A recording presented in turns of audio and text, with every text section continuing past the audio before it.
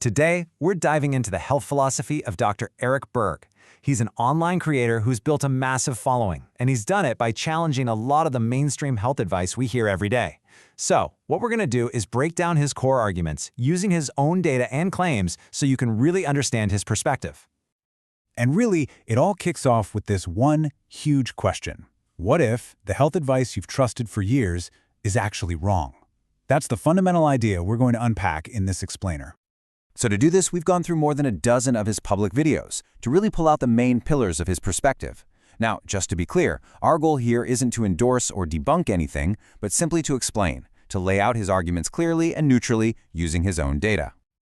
All right, so to really understand Dr. Berg's arguments, we first have to take a quick look at the foundation he's pushing back against. You know, the conventional health advice that most of us grew up with. You remember the food pyramid, right? For decades, the message was clear. Build your diet on a mountain of grains, like 6 to 11 servings a day. Focus on low-fat everything, and just count your calories. This is the exact model that Dr. Berg's entire philosophy wants to flip completely on its head. Okay, so with that traditional advice in our heads, now we can really dig into the heart of his critique, that the problem isn't just a few bad pieces of advice, but that the entire system is fundamentally broken. According to the source, the whole issue starts with the very definition of the word food. See, there's a huge difference between the biological definition, what our bodies actually use for fuel and repair, and the much looser legal definition from way back in 1938, which basically just says it's anything you can eat. The argument is that this loophole allows all sorts of highly processed stuff to be marketed as food, even if it doesn't really nourish us. And then the critique expands to the pharmaceutical industry. The source material points to this staggering figure, over $126 billion in penalties paid by these companies since the year 2000. It's highlighted that over $60 billion of that was for things related to patient harm. This data is used to question whether the industry's top priority is public health or profit. So with that kind of erosion of trust, where do industries go to get credibility? Well, according to Dr. Berg, they borrow it. He claims they can essentially rent social media influencers, one post at a time, creating this sort of hidden world of paid promotion that can really shape what people believe, often without them even knowing it. And this all leads to what the source presents as a major conflict of interest. On one hand, you have official bodies stating that safety is overwhelming, but on the other hand, the source material points to financial connections between those very regulators and the industries they're supposed to be watching, arguing that this really compromises how objective their research and recommendations can be. And to back up that claim, the source material gets pretty specific. It names names, pointing to medical experts with patent royalties, former regulators who then go on to join corporate boards, and even major nutritional academies that are allegedly funded by the very soda and candy companies they're supposed to be giving us guidance on. So, if the conventional wisdom is flawed and the system is broken, what does Dr. Berg say are the real causes of our health problems? This next part shifts from the critique to the diagnosis, focusing on what he identifies as the hidden culprits. One of the first and biggest hidden causes he points to is vitamin D deficiency. It's not presented as some minor issue, but as a fundamental, core problem that's linked to a huge range of health conditions. And the argument is that these conditions are often treated with medications instead of fixing the root deficiency. And the list of issues the source connects to low vitamin D is surprisingly broad. It includes everything from women's health issues like fibroids and endometriosis, to a weaker immune system that can't fight off serious infections, and even just chronic body-wide inflammation.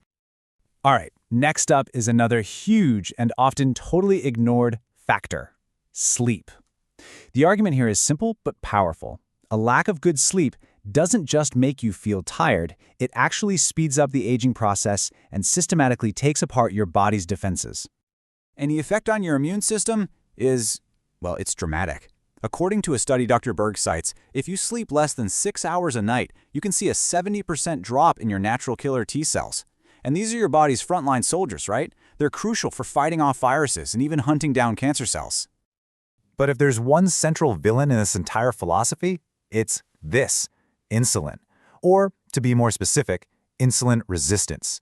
The absolute core argument is that our modern way of eating has completely broken our body's ability to manage blood sugar, and that kicks off a massive domino effect that leads to all kinds of chronic diseases. So what's causing this resistance? The source material points to a perfect storm of factors. Eating and snacking all day long, which keeps our insulin constantly spiked, diets packed with carbs like bread and pasta, and all those hidden industrial starches like maltodextrin that are in so many of our ultra-processed foods. Okay, so we've heard the critique of the system and the diagnosis of the real problems. What's the solution? This final section lays out the actionable plan that really forms the heart of Dr. Berg's recommendations for getting your health back. The whole strategy really boils down to two main pillars. First, you lower your carbohydrates way down. The goal is to get your body to switch its main fuel from burning sugar to burning fat. That's the state of ketosis.